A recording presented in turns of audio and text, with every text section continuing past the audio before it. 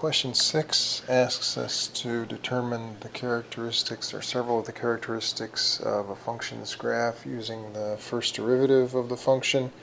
The similar question on exam 2 gave us the option of using the first derivative or the second derivative test to determine the values of local extrema.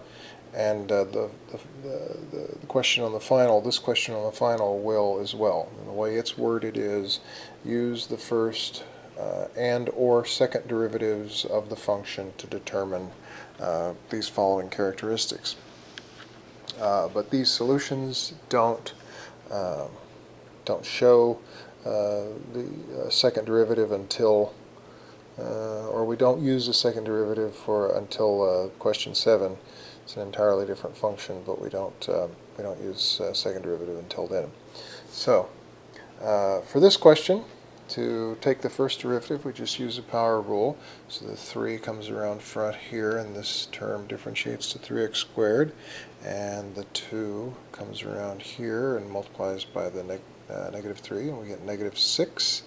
And then this term, negative 24x, being a first degree term, just differentiates to the coefficient, and so our first derivative is 3x squared minus 6x minus 24. Now, we're going to use that to find the critical numbers, the partition numbers that will give us the intervals that we need to test for increase and decrease. And so I haven't shown every single step here, but again, what we do is we set this first derivative equal to 0 and factor.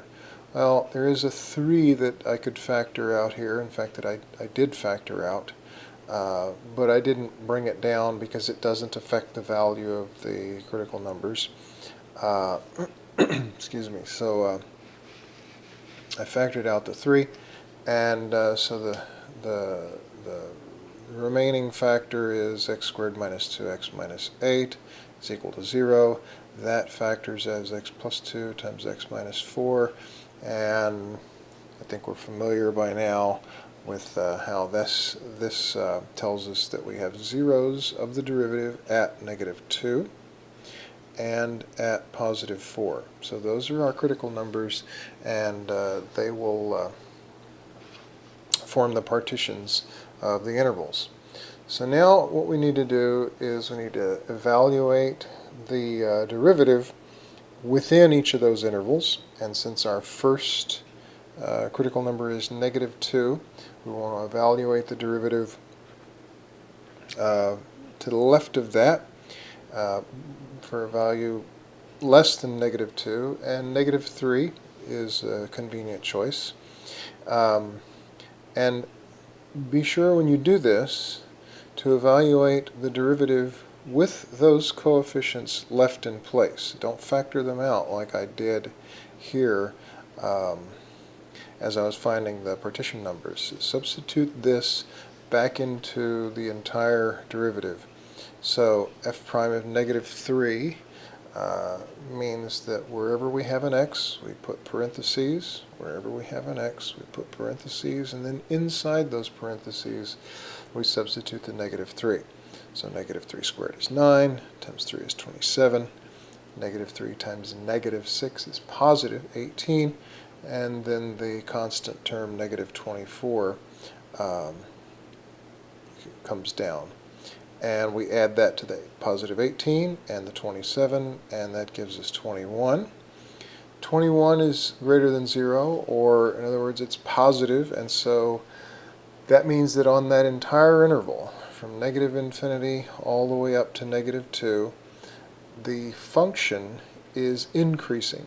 So don't forget, we're evaluating the derivative, not the function, on all of these intervals. Now for the next interval, that is between negative 2 and 4, the easiest number to choose is 0. We want to choose 0 whenever we can because it makes our evaluation so easy. And so once again, wherever you've got an x, you put parentheses, and then you substitute the 0 into those parentheses, 0 squared is 0, times 3 is 0, negative 6 times 0 is 0, so these two terms contribute nothing to the value of the derivative, and the constant negative 24 becomes the value of the derivative at 0. Well, negative 24, of course, is negative. It's less than 0, and so that means that on that interval between negative 2 and 4, the function is decreasing. And finally, to the right of positive 4, we need to choose a number greater than positive 4, and 5 is the easiest choice to calculate. Even if you don't have a calculator, you can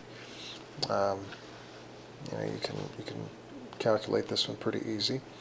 And so again, wherever we have an x, we put parentheses, and inside those parentheses we substitute the positive 5.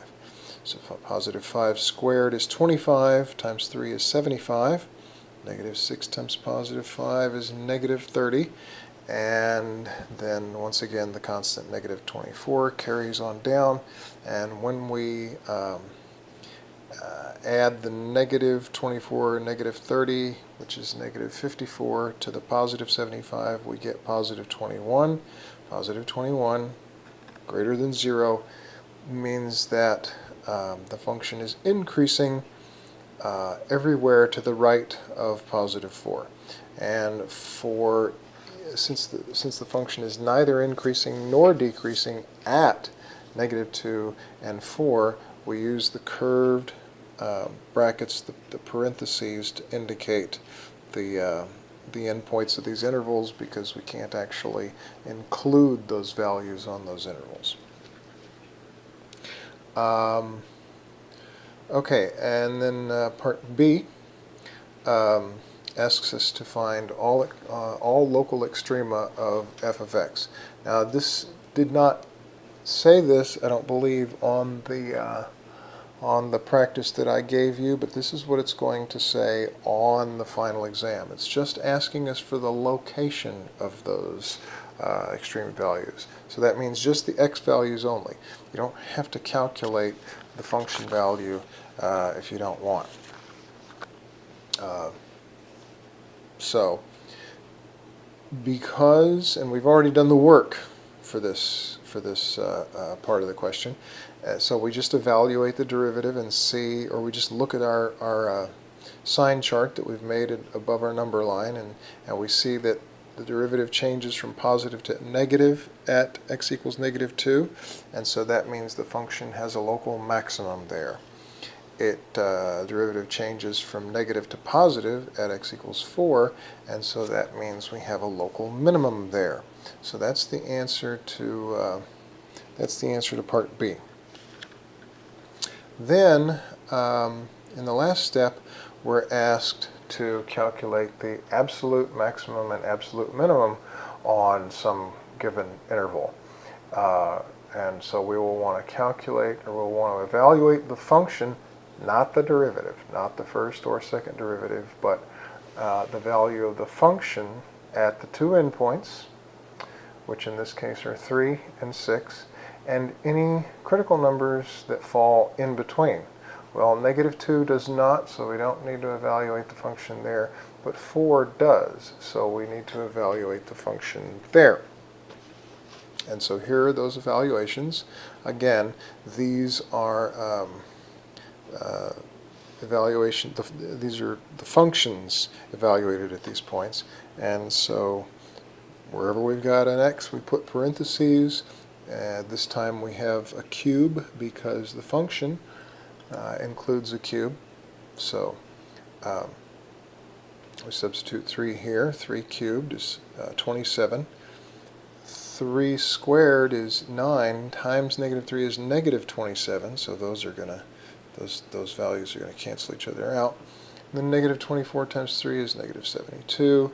We're going to add that to positive 48, and we will have a value of negative 24 at x equals 3. And then we've done the same thing to evaluate here 4, the function at x equals 4. and the function at x equals 6. And all of these calculations you can check, but 6 cubed is 216, and 6 squared is 36, times 3 is 108, and et cetera, et cetera. So all of these values, once you add them up, show us that the value of the function at 4 is negative 32, and the value of the function at 6 is 12. Well, since f of 6, which is equal to 12, is greater than f of 3, which is equal to negative 24, which is greater than f of 4, which is negative 32, the function has an absolute maximum at x equals 6 and an absolute minimum at x equals 4.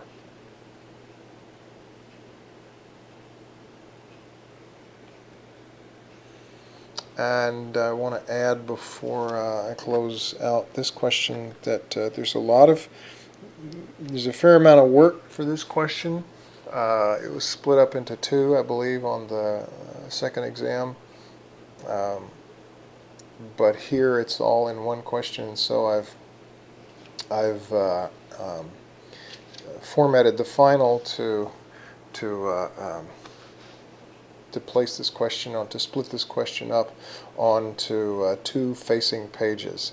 There will be blank number lines and there will be blanks to fill in the answers, but there will be plenty of room for the work, and if you want, you can place these on the table opened. You can place the test opened up so that the page 1 is on your left and page 2 is on your right, and so you can refer back and forth to work you've done on each page as you answer your question.